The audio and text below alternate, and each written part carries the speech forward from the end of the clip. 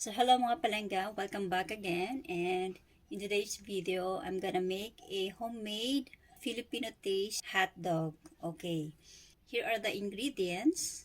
Of course, I'm using UFC banana ketchup. So, kailangan natin, we need coloring or food coloring. Okay, so alam naman natin is ang hotdog sa Pinas is color red, right? And of course, water. Here's the water. About 1 cup of sugar, and of course hot dog. Okay, so I have pollo. Okay, in Spanish is pollo and in English means chicken. So chicken hot dog ito. So meron akong about 1.5 kilo of hot dogs.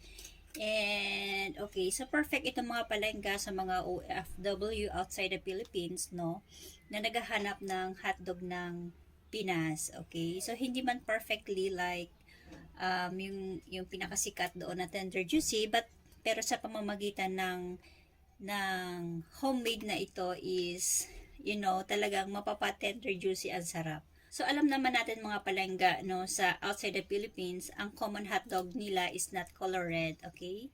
So may kanya-kanyang brand yan. Nasa sa inyo na yun mga palengga kung anong brand ang gusto nyo and kung anong klaseng hotdog ang gusto nyo. Okay, so for me is pollo. Okay, so let's proceed to the procedures.